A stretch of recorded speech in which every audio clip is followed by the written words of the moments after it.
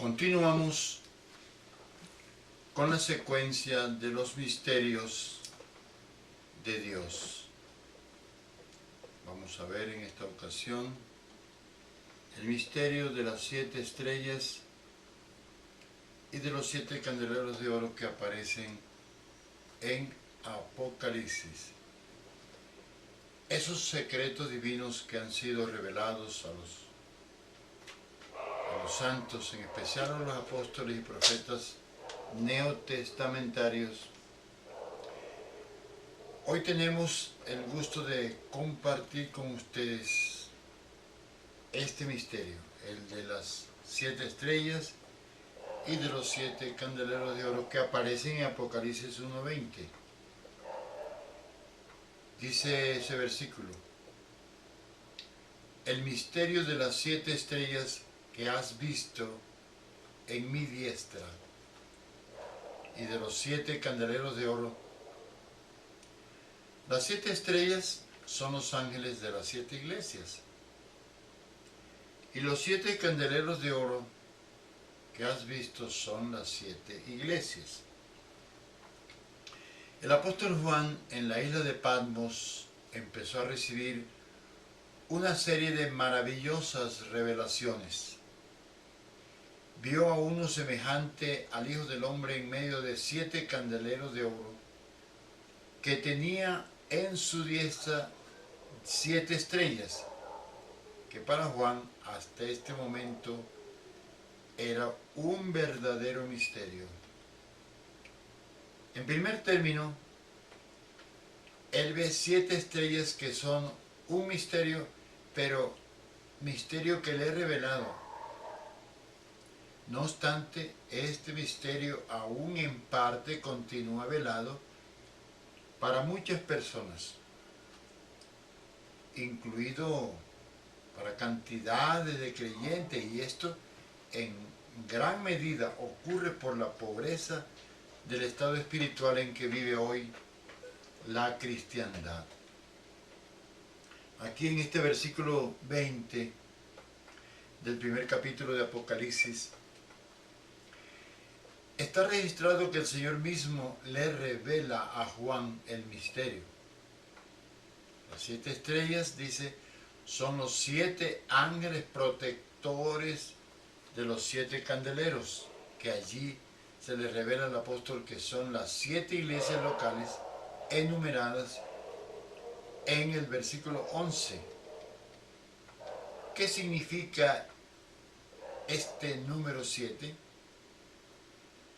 En la numerología bíblica el 7 es el número de completación, es un número de integralidad, número de totalidad. Es decir, cuando Dios revela algo con el número 7, eso significa que lo está encerrando todo.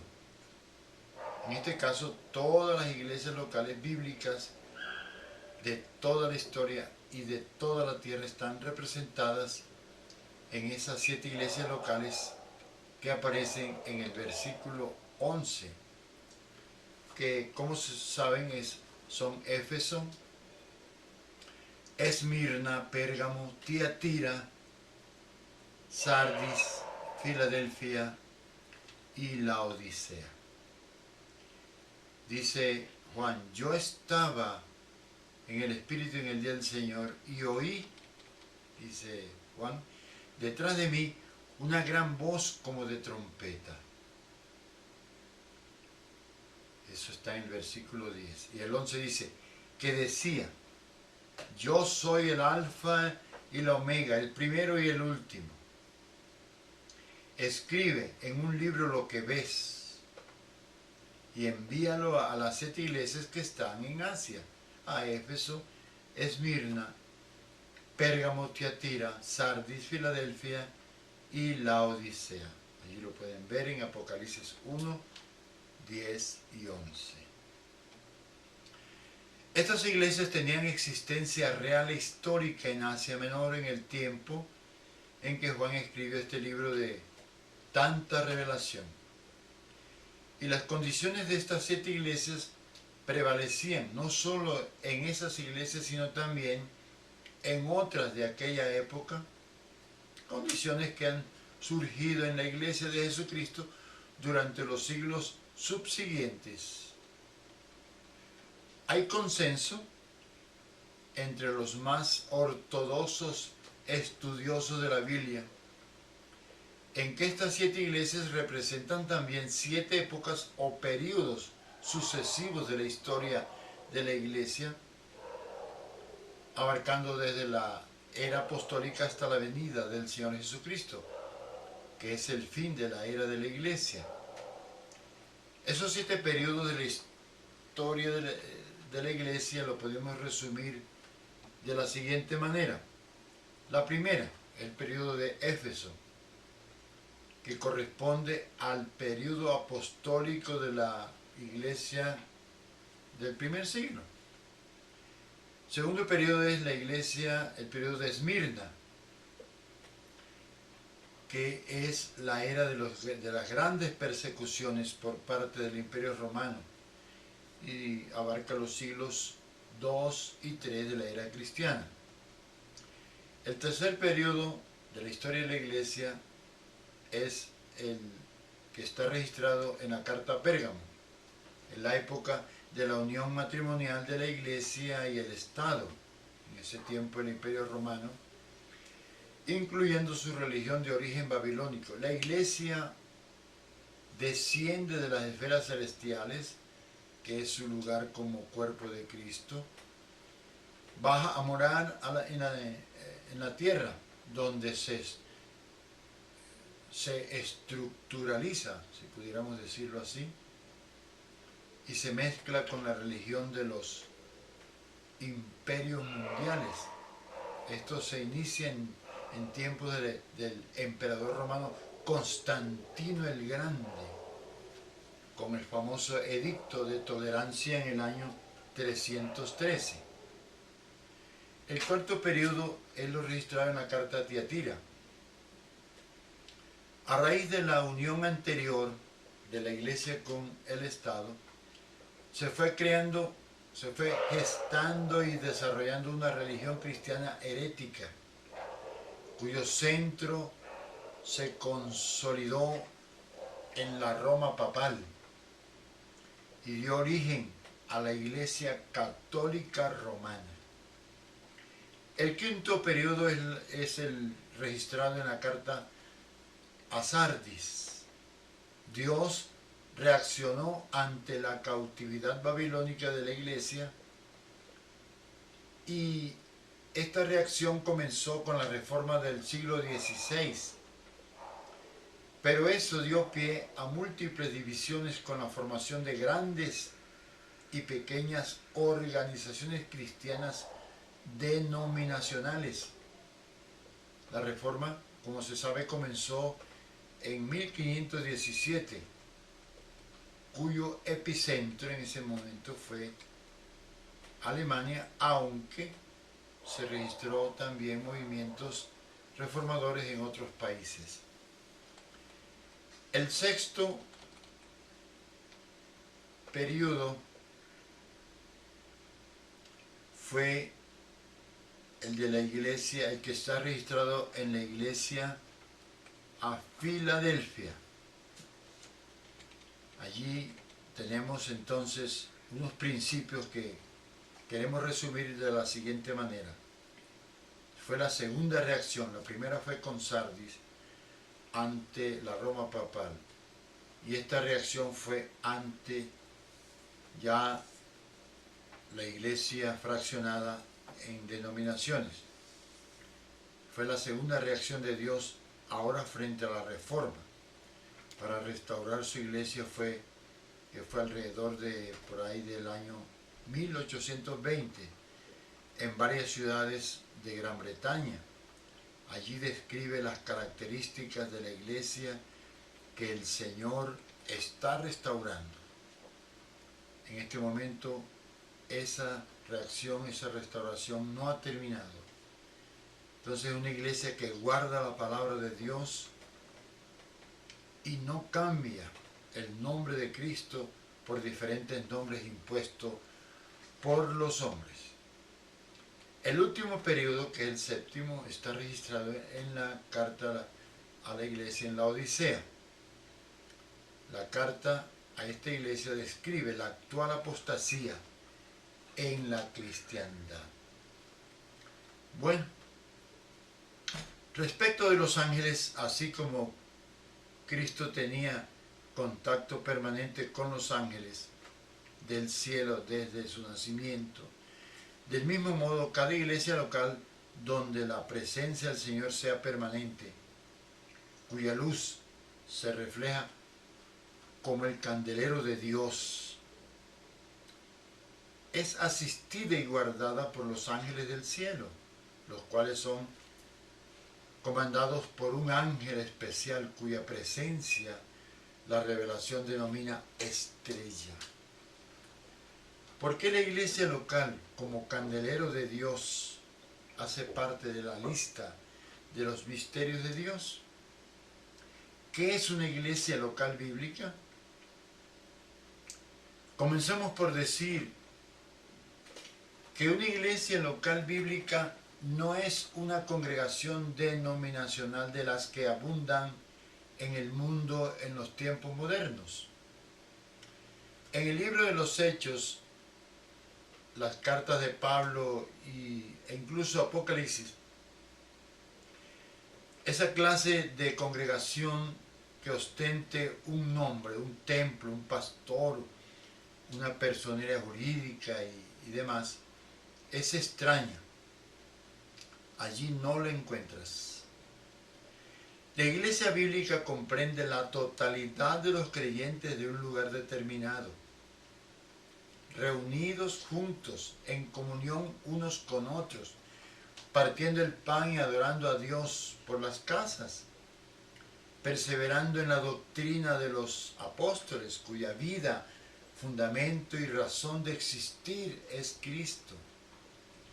De ahí que la iglesia local bíblica esté revelada por un candelero de oro de 7 lámparas indefectiblemente unidas y alimentadas por un solo depósito de aceite. Hagamos un resumen en el campo de la simbología en torno a esta revelación.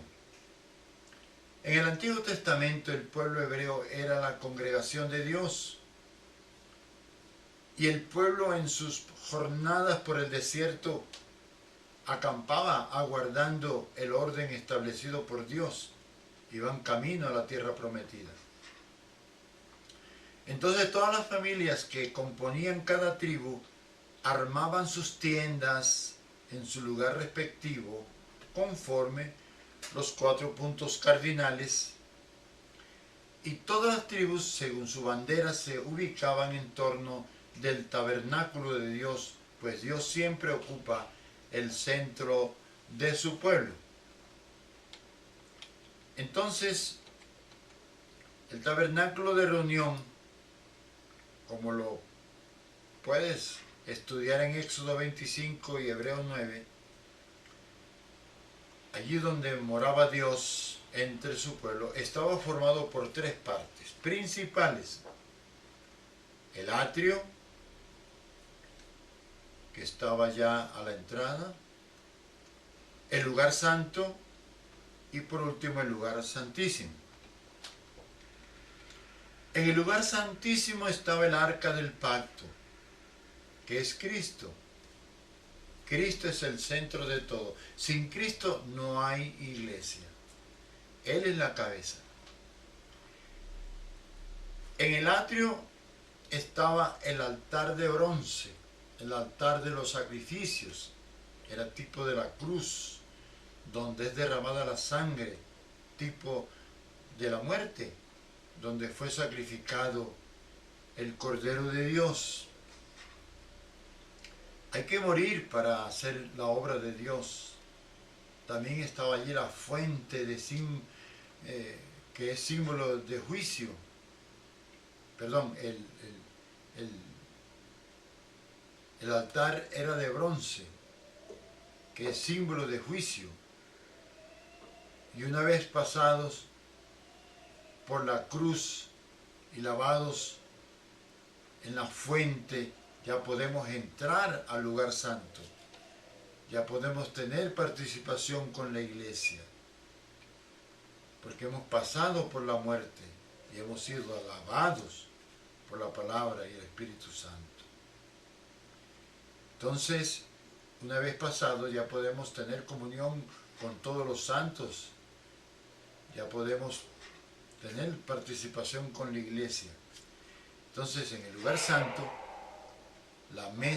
estaba la mesa de los panes de la proposición, que es el tipo de la comunión de los santos. Estaba el altar del incienso y el candelero de oro. Para tener perfecta comunión con los santos, antes debemos pasar por la cruz, morir a nosotros mismos.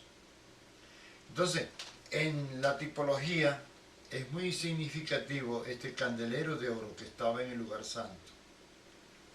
El oro, como símbolo de la naturaleza divina, nos indica la verdadera esencia de la iglesia como cuerpo de Cristo. Pero es muy diciente que el candelero es conformado por una sola pieza labrada a martillo, que nos habla de su unidad y a la vez del precio pagado para darle vida a la iglesia. Es el candelero. Dice el versículo 16, tenía en su diestra 7 estrellas. Al tener el Señor estas 7 estrellas en su mano derecha, significa que esas estrellas están enteramente sujetas al Señor. Cuando algo está enteramente sujeto a Dios, eso es muestra de que ese algo es usado en el trabajo del Señor, en su perfecto propósito. Aquí estamos viendo que nuestra situación es ayudada por el ministerio de los ángeles y nosotros, en la medida que andamos en la voluntad de Dios, percibimos esa protección. Claro, esos seres angelicales llamados aquí estrellas mantienen íntima relación con los ancianos de las iglesias locales. Al recibir plenamente la revelación de este misterio, se tiene bien definido lo que es la iglesia y cuál es el fundamento de su unidad. Recordemos que la auténtica unidad de la iglesia y la comunión entre los santos trae como consecuencia poder espiritual. Al comienzo los esfuerzos pueden parecer artificiales, pero luego eso debe traducirse en una verdadera restauración orgánica de la vida corporativa de la iglesia. Y ese trabajo debe comenzar con el candelero, con la iglesia local. La iglesia local es el resultado de la restauración, óigase bien, restauración orgánica de la vida corporativa de los santos. No obstante, desde las primeras décadas de la vida de la iglesia, en plena actividad de los apóstoles, ya se manifestaba entre los hombres las ambiciones personales cargadas de codicia, que en la historia de la iglesia producirían grandes desbandadas entre los santos. Pero el caso, como el caso de Pablo, digamos, como ilustración narrado en el libro de los Hechos, cuando en su viaje a Jerusalén desde Mileto envió un mensajero a que vinieran los ancianos de la iglesia de Éfeso a Mileto, a fin de compartir con ellos una serie de recomendaciones cargadas de premoniciones respecto del futuro de la iglesia local que ellos pastoreaban. Le dice con toda reverencia, lo puedes encontrar en el capítulo 20 del libro de los Hechos. Le dice en el versículo 28, por tanto, le dice él a los pastores u obispos de Éfeso, dice, por tanto mirad por vosotros y por todo el rebaño en que el Espíritu Santo os ha puesto por obispos, para apacentar la iglesia del Señor, la cual Él, Cristo, ganó por su propia sangre. Dice en el versículo 29, porque yo sé que después de mi partida entrarán en medio de vosotros lobos rapaces, que no perdonarán el rebaño. Por favor, repasen todo el capítulo 20 del libro de los Hechos. Es importante. Consideramos que esta fue la profecía de un gran desastre. Ay, si el apóstol contemplara el panorama cristiano de la actualidad. La iglesia local bíblica es constantemente vigilada por los hombres, por los ángeles y por los demonios. La primera impresión que una iglesia debe transmitir es la vida divina. ¿Por qué una iglesia local es considerada un candelero? Porque el testimonio de una iglesia no se mide por el grado de crecimiento numérico, ni conocimiento intelectual y mental, sino por la madurez espiritual como consecuencia de la alimentación en el conocimiento del Señor. Más allá incluso de los métodos usados por la epistemología, ese conocimiento guarda estrecha relación con la llenura del Espíritu Santo y la medida del don de Cristo en sus miembros. Pero para que ese conocimiento produzca su fruto, debe ir acompañado por la poderosa virtud de la cruz, de la negación del yo, de la formación de Cristo mismo en cada creyente. La iglesia local es considerada un candelero porque debe brillar a la luz de la presencia del Señor Jesús. La congregación local es algo que nace del cielo, dotada de luz del cielo.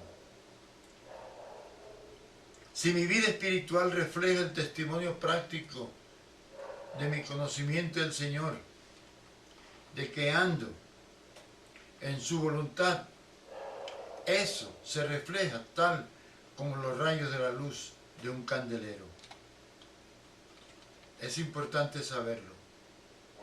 Si la cristiandad se ha convertido en un gigantesco árbol donde anidan aves de toda especie, sería un verdadero fraude tratar de construir una unidad artificial de tal estructura religiosa. Dios revela en su palabra que la iglesia está lejos de ser una institución artificial, sino que es un cuerpo que brota de la vida divina. Si tú quieres saber qué es la iglesia, debes conocer la revelación bíblica de quién es Jesucristo. Porque Jesucristo es la iglesia misma, es su esencia, es su vida. Gracias por escucharme.